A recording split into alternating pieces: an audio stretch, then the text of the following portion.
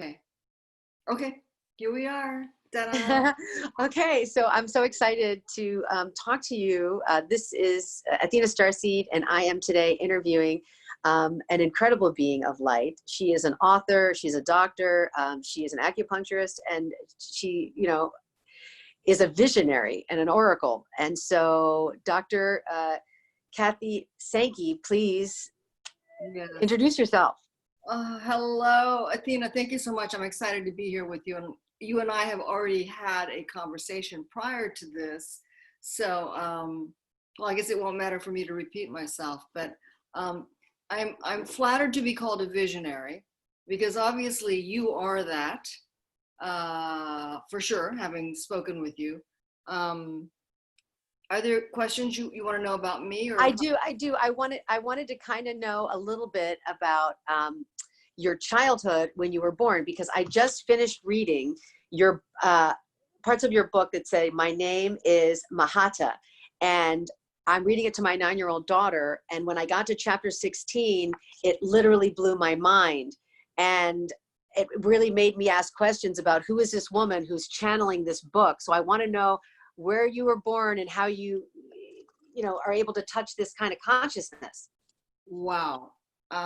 That's really a lot, but I will talk about where I'm from. Not that I feel like that would explain everything away. I was born on the island of Okinawa, which is where the novel takes place, obviously, because that's where my grandmother Mahataa was born. And I initially wanted to do a kind of biography on her life because she was an extraordinary being. I mean, she really was. And I that was my thing that I started out to do, and went to Okinawa, where I actually grew up, essentially going to American military schools, which is why I automatically spoke English from kindergarten, but I went to high school there and so on. But I wanted to dig into my own roots about her. You know what it was? I'm sure you've had this experience where you must do something, you must do a particular thing, and something's propelling you forward. And it was this piece that was propelling me forward, so I couldn't ignore it. And I went and I tried to interview relatives, my mother, various people, and I couldn't get much. I just could not get much. So I was going to do a work of nonfiction. I couldn't get much. And so one day, it was almost like automatic writing. I sat down and I wrote the first several chapters of this book. And then I stopped cold. And I didn't know what to do with that. I saw the direction, my name is Mahataa, with a huge birth cry on the early morning of July 27th, 1902, and so on. And I could see that it was going to be a fictional work because I couldn't get anyone to give me the facts about her. But in our conversation earlier, Athena, you and I talked about how many things which flow through us in our speech, in our action, in our writing, comes deep within our own person, our own DNA. So I've had the closest friends, and even my brother, as I told you, who have close family friends who have said, what percentage of this work is actual fact? Because people really want to know, especially family and family members and friends, family friends. And, as I said to you, I feel like it's all true. Let me share with them, whoever's listening to this, if you have stumbled upon this clip and you're listening to this conversation, I want to tell you the book is My Name is Mahataa, and this is the little writing on the back of the book. The story revolves around Mahataa, a girl of high birth, born in a remote village on an island in the east of the China Sea in the early 1900s. Mahataa comes under the tutelage of 3 brilliant teachers sent from the spirit realm to instruct her. An old monk teaches her to a clear mind meditation, the defensive martial arts of Tai Chi, and the Taoist alchemy. She receives secrets from a high priestess and the village medicine woman. All of the secret arts are important. So this is really about a little girl getting extreme wisdom and knowledge early on. And then she has to, face this dark sorceress, and she has to use the powers in this treasure box. And she understands who she truly is. So she becomes one with this universal cosmic consciousness. And so when I read this, I was like, who is this woman who wrote this book? And is this true? Right. And of course, it's all true. I think things that exist inside of us, we have to have confidence that there is a truth base for it. As I said, I found myself writing passages of it just really kind of automatically, like where your fingers are flying on the keyboard. I think people like me writing, the difficulty presents itself when the linear left brain tries to come in, tries to fix a passage, or comes in with some other ideas from the intellect, rather than from our gut, which is our belly, which in Zen training is called our tandan. In Chinese medicine, it's called the dantian. And it is this base that we develop, and it's not the thinking mind. It's another brain. It's another place from which we can move forward in the world. And it's developed in many meditation practices and disciplines. And aren't you developing it in Mahataa as she's going along? The great grandmother is teaching her how to use that exact power you're talking about to tune into. Yes, but also the backdrop of Mahataa is that she has been chosen to come through to guide the people, and also to bring these truths in order to shape the future. But of course, the future from early 1900 to the mid 1900s is that there was a world war, and people were destroyed, and a lot of, these seeds for war are planted long before they erupt.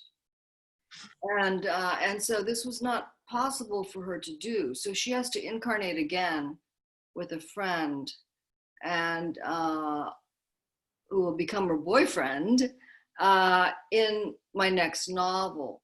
But she's chosen because for some reason she has this potential and capability of doing this work to lead humanity into the golden age. But, isn't it true with us in life too, where we just know that a certain course is set for us, and then we have these obstructions and these hindrances, and we're unable to move forward? And what is that? So it's something that I think we universally identify with. And that's what ultimately happens to her in this story. But her previous incarnation also has to do with a tyrannical ruler of the Sui dynasty in China, who wasn't born that way, wasn't born evil, but this very same element of the Dark Sorceress comes in and casts a spell and then manipulates him, and so on and so forth. So that story, which I've also written, called The Emperor and the Court Magician, which is also available, and it's definitely written differently. It's much more fast-paced and so on. This is a more dense book, I would say. How do you experience balancing the light and the dark when you use a dark force in a story, or even in your life? That's an interesting question. Well,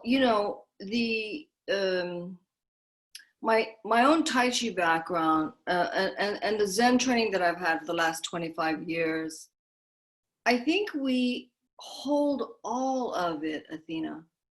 because it's part of our life process.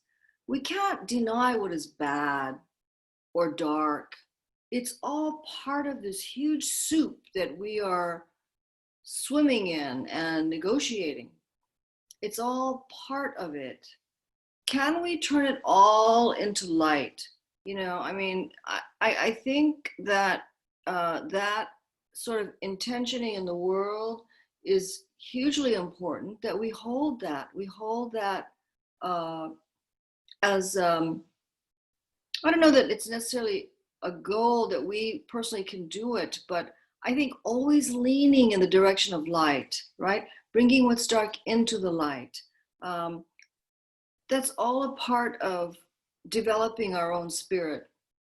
And I think it's important to do.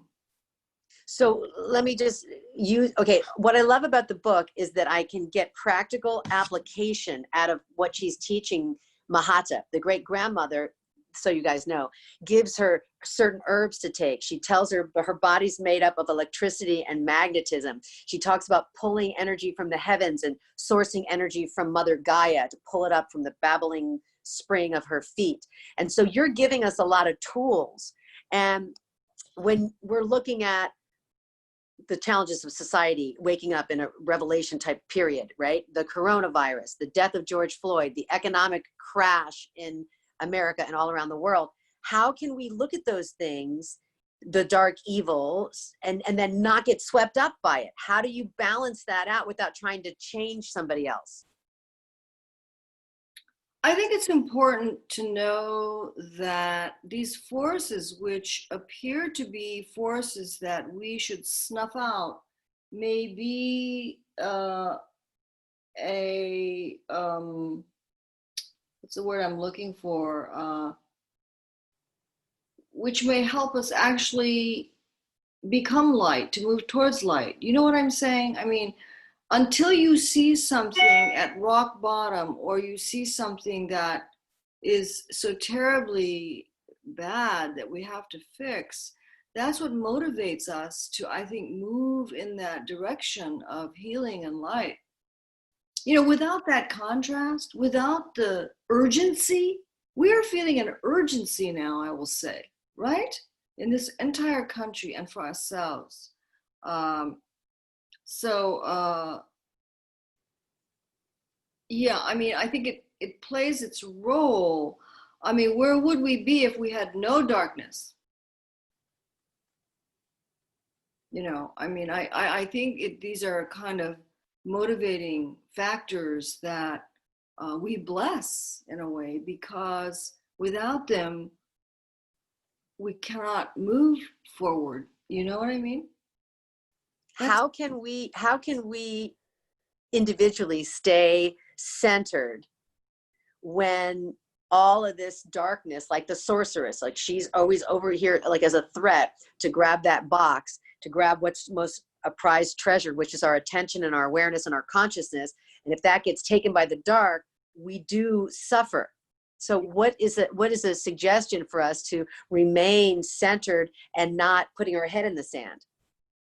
Yeah, I think we need a practice. We need a strong training, something that powerfully develops this potential. We already have the potential, but that develops the capability, you know, which is why I go into the Taoist alchemy, because I see that as an illustration of this beautiful alchemical process inside our body when we can just sit.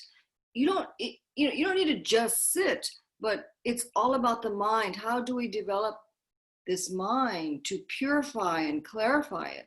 Zen offers a way, but it doesn't have to be Zen necessarily. But I think we need, you know, when you say center, that's right. How do we strengthen our center where we're so anchored that no matter what moves us and pulls us around, that we can still maintain that place? I think that's most important, not only just for our own stability and being able to hold to that anchor, to not be shoved around and pushed around and handcuffed, you know.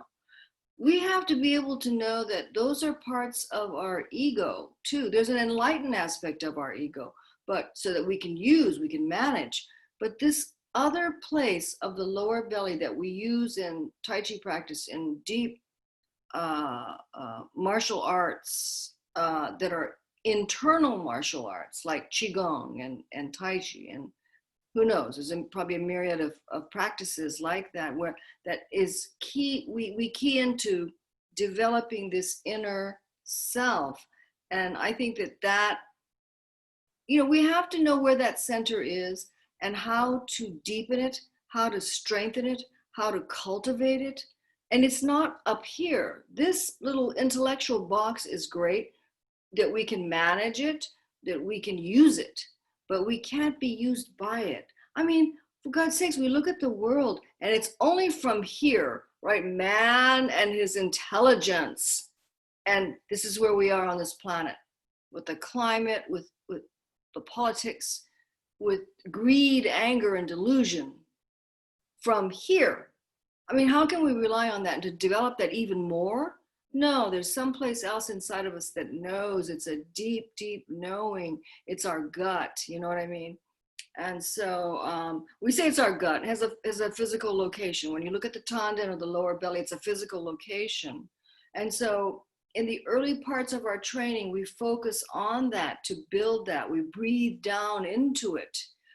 Keep your mind there without having to think about anything. It's very difficult to do, of course, because we have a noose around our necks and we're yanked around by all our thoughts.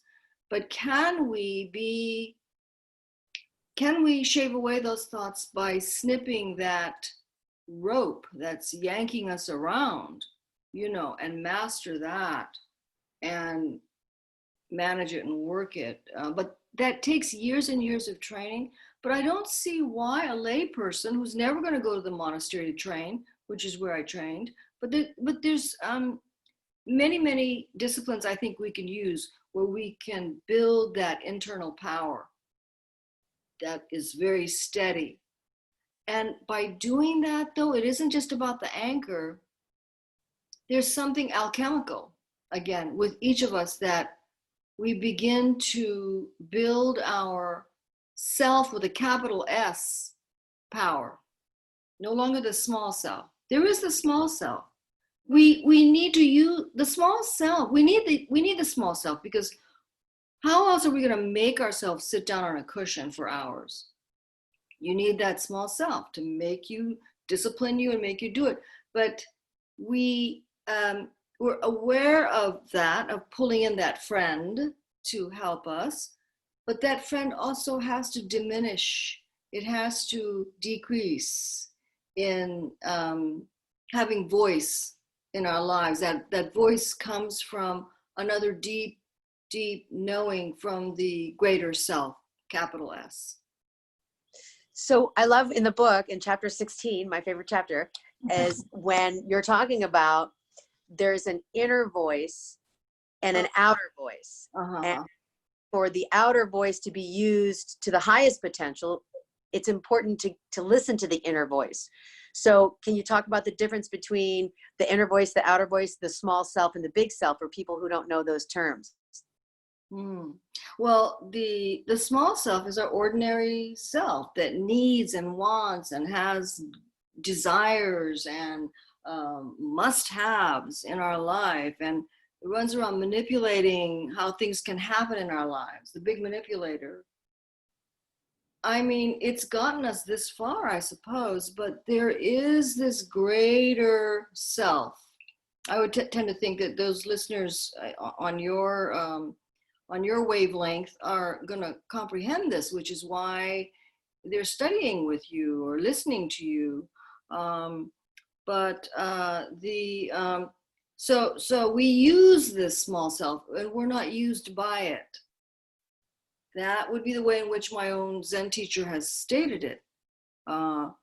When are we being used, and when are we using all around us? I mean, the realized person is one who's able to use everything around that person, right? Even my own life, my own body, my own thoughts, to use it, not be used by it. And that's the greatest confusion. So when you start to listen to and hear your own inner voice, that inner voice is your higher being that has been cultivated and deepened by your practice and by your training, which is not just whenever you go to a meditation retreat, but moment by moment. It has to be moment by moment. Yeah, I feel that every breath is a mini death. Like every time you can come back to the present, and then now, and then now, and then now. And what I realize, for me, it's like a wave of bandwidth. I'm present, and then I'm distracted. Right. The news, this agenda, that agenda, this Democrat, this Republican, this male, this female, this sex thing, this enlightened, like I'm pulled, like all these strings in my mind are being pulled. And then I breathe again and I go, what's here right now? Yes. Yeah. So you have a practice. You have it. Yeah, that's it. The advantage of having a very deep meditation practice is that you can sit down. The schedule in the monastery, you may know, is sitting 10, 11 hours a day, not continuously. You know, it's Zen training in Japan that I know about is that it's smartly designed. It's exhausting, it's tough, it's arduous, it's an arduous path, but it can be done because you have half-hour sit periods with a bell where you can stretch your legs, you can relax, whatever, and then walking meditation and so on. So you do it for this length of time. I think if the Zen master told us how long it would take to even enter the door of feeling like you understood what this was all about, we would probably never do the practice. I mean, it just takes, it's cumulative too, you know what I mean? Like, it's not like, oh, aha, you get an idea up here, you conceptualize and you got the concept down, so now, okay, you got it. No, it's not there. It's not in conceptualization at all. I won't say at all. I mean, because conceptualizing and having ideas and words, explanations are also important because those guide us, those point things out, they point the way. And so those are necessary. But eventually, you know, things have to fall away. They drop off. They just start to drop off. Can you speak to the importance of sitting scientifically and physiologically? Why sitting? What does it do to your internal body, since you're like an acupuncturist? What's it doing? Well, energetically speaking, we can talk about breathing down into the tanden, into the lower belly. That we actually move that belly and the back, expanding and inhaling, exhaling, and so on. There's something about this pumping action, I think, that sort of builds the chi, builds the energy. And from there, the Taoists expressed it or described it as once it matures to a certain, so they use the analogy of a fetus, first an embryo and then a fetus. And so as this thing grows, it's metaphorical, of course, but it moves up to the middle cavity of the lungs, where we are now breathing up in here to the whole body. You never neglect the belly, but so it's breathing much in a larger space, and then it pops into the brain behind the third eye, and is expanded there and developed there, where it's almost becoming what's called a homunculus, you know, a being. It's almost, it's a spiritual being. And it's said to pop out of the top of the head. And that's metaphorical for enlightenment and huge awakening. Neurologically, neurochemically, and neuroscience, and I haven't followed it up, so I'm not going to be the expert here, but I do know that, of course, there are transformations in brain structures, actual changes in those brain structures. They've measured things with electrodes and so on. So two small walnut-shaped or almond-shaped structures in the midbrain called the amygdala, which fire a lot when we're reactive. It's like you said, something happens, ooh, ooh, ooh, we're all over the place. And we get angry or frustrated or agitated, whatever that is. That's the amygdala firing. But what they found when they hooked people up, they're long-term meditators, Zen masters, yogis, the amygdala actually is quieted down. So it's not that they move instantly into reaction. Like you said, this is pointing to that, but maybe not. Maybe it doesn't have to be like that. There's ways of sitting in your center, having some wild event, but do you have to body, mind, and spirit jump to it, and completely lose your mind? No, apparently not. We're affected by things around us, but I think when we come into a non-reaction state of mind, or very little reaction, do you know what I mean? Where the amygdala is really quiet, those structures are quiet, you have 100% attention to give to whatever that event is. That's our problem. We get very small and narrow in our ability to address what it might be in front of us, because that's what happens when we're thrown off our center and we'll just move into reaction. Now, I would like to go right from here to the end of chapter 16, when great grandmother is about to leave her body. Now, she knows she's going to leave. She's gifting her very special things to the family members that all have significance. By the time she gets to her great granddaughter, Mahataa, there's nothing left in the box. It's empty. And you describe this incredible energy transfer that reminds me of Paramahansa Yogananda in chapter 14 when he gets enlightened. So talk about the light. Like they went into this, I want to say avatar moment, where they hooked ponytails and there was this transfer where their light emitted. As you know, the backdrop to all that is that I am in automatic writing. Yeah. So it's not from here that I had planned that that's how it was all going to come down, and did the outline for that chapter and made it come out in from a linear plan. So, and that's not going to answer your question. But again, go ahead. I was just going to say the light, like if you channeled that, has that light ever descended into you? Have you ever experienced the energy transfer you wrote about? How is that so accurate? Where is that coming from? I didn't know it was so accurate. I don't know. And that's a wonderful phrase in Zen, the I don't know mind. To know sometimes just gets in our way, our attention gets very narrow to knowing something, skewing everything to that intellectual knowing. To not know is so important, I think. And the masters have said it, the don't know mind of Zen.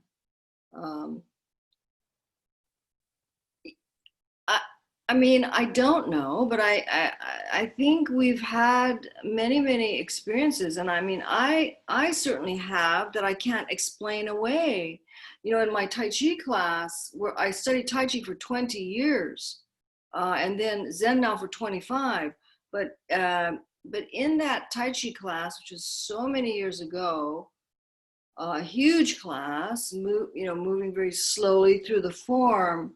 And I had a number of years, of course, under my belt by then, but suddenly this geyser of light came shooting out of the top of my head, right in that class.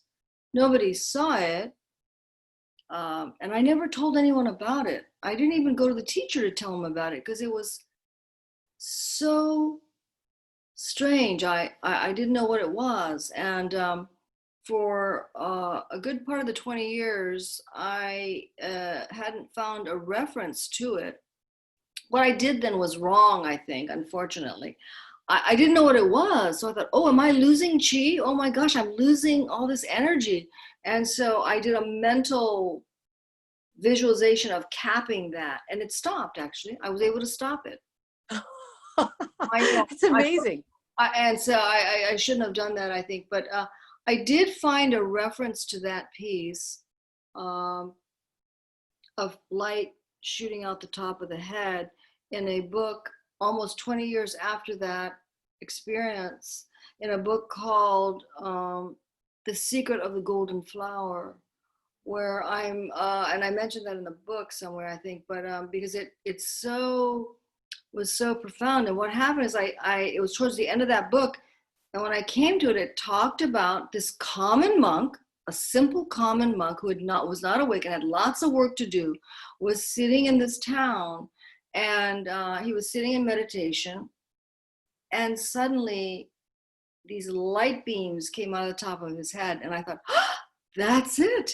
But the town's people could see it in this case. But it said that he was not enlightened, he was not awake, that he had a lot of work to do. Okay, so that's when I finished the book. Well, 20 years later or so, I was giving a talk on Zen somewhere. My brother, Ed Wing, my brother-in-law, had asked me to give a short talk. And so I thought, for some reason, I must read that book again. It's been many, many years. And I started to read this book again, and I just was salivating for this one section because that was very personal to me. I swear this is the truth, and I have no explanation. I came to that section, and it described the fully awakened Tathagata who was sitting in meditation, and these streams of light came pouring out of his head. And I thought, what? The realized one, the awakened one, the fully enlightened one. And I said, no, that's not the passage. Passage is a common monk, because I had talked about it for all those years. So I know I'm not wrong. I wasn't just suddenly remembering something 20 years ago. I was telling this story all throughout, and it was this common monk who had not yet awakened. And I thought, wait a minute, this is wrong. Maybe it'll come later, but I don't remember this. Finish the doggone book, and that was the reference that had completely changed. Black and white print on paper in a book. It wasn't a new book because it was tattered, because I love this references in it. The same doggone book, but the passage had completely changed. Maybe you can help me comprehend that. I'm already looking at it. Okay. This has happened in the liquidity of the frequency being a particle and a wave. Okay. And a particle, at the moment that you were reading it, when you were reading it, your vibration matched the monk that had a lot of work to do. When you came back and revisited it, your particle turned into a wave, and you were actually the Mahataa. You were the Tathagata. You were that which you were at one with. In that moment of that frequency. Wow, thank you. I mean, no one has ever been able to explain it, but the people that I've told about this story know me, and they know I'm not somebody who just invents these crazy things, and so they believed me, but nobody has an answer. So that was beautiful. Particle to wave. That's beautiful. Well, see, the thing that I remember is that holy scriptures are living words. Words are sound. Even symbols are sound. Everything is sound. So as a musician, you're a musician, your husband's a musician, Ed Wing was a musician, I'm a musician, we're all songs. And when you understand that the frequency that you observe the reality is your frequency, it's your mirror. It's what we have, it's everything that's us that we have to play with and work on. Yeah. And I myself have seen the reality shift based on my viewing position. So am I on AM or FM? Yes. You see what I'm saying? And there's a part I feel of all of us that are in that empty center, that we can go in and reach that moment. Yes. And people have moments of satori, and I love what I've heard about Zen because it opens the satori into the infinite. It's like an eternal satori, where sweeping. And I got this when I started. I was a workaholic, and 70 hours a week, 15 years, bragging about not having a vacation. And then when I lost my home and I got pregnant, I decided I'm going to pay attention to this child. So 5 years on food stamps, I had to find the gift in raking the leaves. I'm just mothering, I'm breastfeeding, and I'm washing a dish. And I really slowed down and I started cleaning for the first time. Before, I had a maid. I missed all that soul polishing. Then, you know, like losing everything, I was like, it's in the nothing. The busyness was keeping me from my experience of anything other than my little self. And so anyways, when I read things like this to my daughter, and I want to go into this because we're talking about light, the columns of light, and expressing more light and building the light in the chi in the body, that, you know, we are all parts of light in this dark world. And the more we can turn up our light, we can make, and we can experience the world as brighter. And for me to read this by you, I have a role model. I have a point of light I can point my daughter to and say, look at this bright light, look at what she's writing. Because what I was sad about was, where are the superheroes for women? Where are the female archetypes that are bringing the jewels of wisdom to elevate our culture, our communities, and our consciousness? And you're that for me, a point of light. Oh, well, you're that for me now too. I mean, we are all Buddhas, right? That's what Shakyamuni said. We are all beings are essentially Buddhas. That's what he says, you know, through Hakuin, who was a very famous Zen master in the 1700s or whenever it was. But so we are that. I mean, you are the Tathagata, right? As I am, as we all are. And so it's a question of tuning in to do the moment by moment work. It is work. People don't like to hear that word. Somebody said, I don't want to hear work. I just want it to be easy. Just want to relax into it and just have it. But, you know, we value the things we do have to work for, I think. It's important, you know, we're in this physical vehicle. And so there are things about it that we have to do, to just sort of sit around and just be completely gifted all the time for having done nothing. I'm not sure about that, you know. Yeah. I would love to see this book as a Japanese anime. I told you about that yesterday. And those of you who are watching, if you've ever seen The Last Airbender, the Avatar, this story is like that, with a female protagonist, and it is fantastic. So I hope someday you'd be open to having somebody put this book into a script and sending it out into the world, because for young women coming up in this undetermined world, we're creating a new civilization right now, and we change our civilization by the way we change our consciousness, by the way we change our dreaming. And so I've been thinking about, you know, like they're saying Black Lives Matter or all lives matter, or I feel consciousness and light matters. Yeah. I want to say one last thing about that book is that I have a brand new cover and the interior is different. I've done whatever changes I've done to it, but it's essentially that story. It is that story, just with a few cosmetic changes, but the cover will be different. And I'll send you the new book anyway when it comes out, which should be very soon. I just ordered a copy yesterday for my sister, so that it'll be sent to Virginia.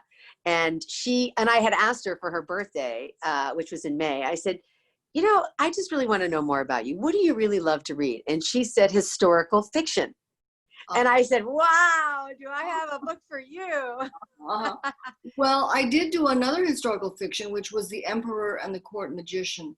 And I think that it also carries a certain message. So anyway, I got to send that one to you first. Well, as a theater major, I love listening to stories and I love telling stories. And I really identified with the great grandmother as the village bard. Yes. Because when she turned on and she started telling those stories, all the villagers came and all the villagers were engaging in the story and then feeling the visceral energy and leaving change. Their lives would change by hearing this great grandmother's stories. Yes. And I feel like you're a little bit of the story of the great grandmother. So you're a little bit about the great grandmother. Yeah. Well, there's, how can we not inform all the characters we write about, or how can you not have anything to do with your music? Do you know what I mean? I mean, our experiences come there, and so yeah, I think we'll remain. Well, that's why it makes us immortal, because even as we leave the physical body, our work will remain, and that's an important part of it too. And I like that she was teaching that to the great granddaughter, that we were immortal, because you put in there that these two souls continue to reincarnate together when the world is a certain level of dimness, and that their souls, like you said, they're coming out of this energy. It's helping everybody by realizing the high-born ones, which I love. The high-born ones are always with us, whispering in our ears, this is another choice. Right. Yeah, and that does come from my culture, which is a matriarchal culture. The little island in the East China Sea, that archipelago, it is a culture of the power of women, actually. They ran everything. Although the men are always the front piece out there, but the ones who wield real power are receded back and sometimes not so visible. But I think that defines our power also. Yeah. Amazing. It's so amazing. Well, let me ask you, is there a way people can, get a hold of you, or do you have a website or an email?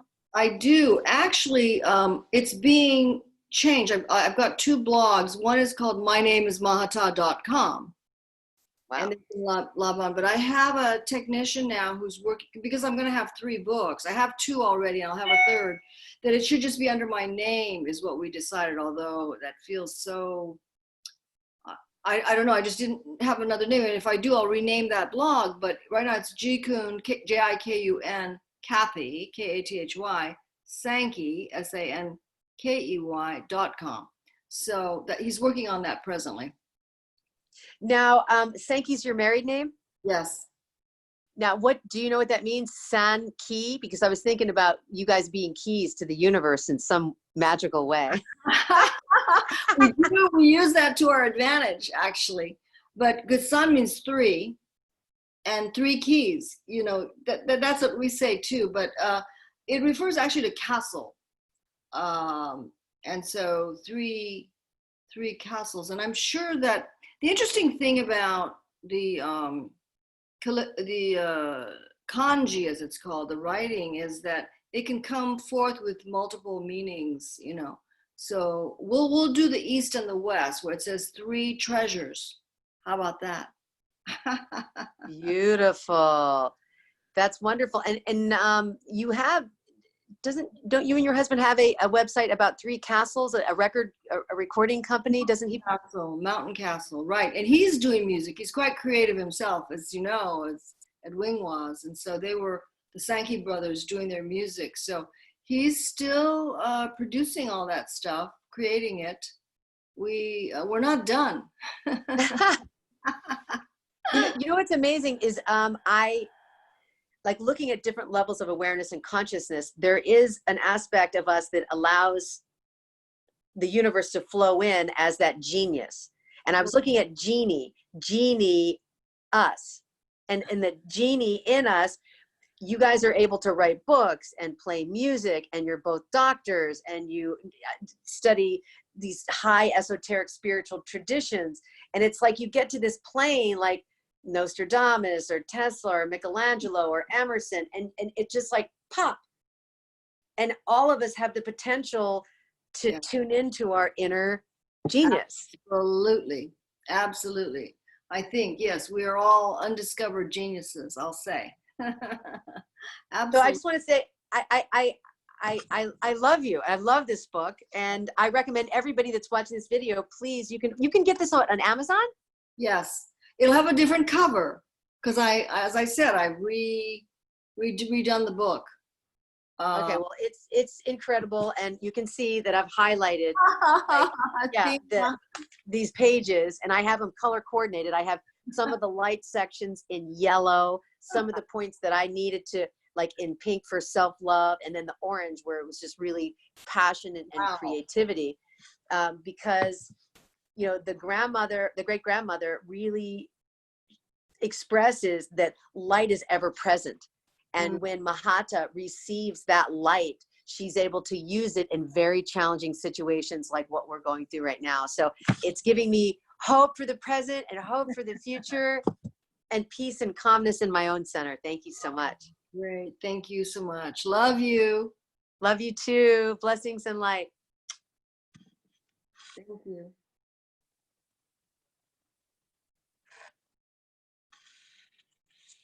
Okay, I'm signing out.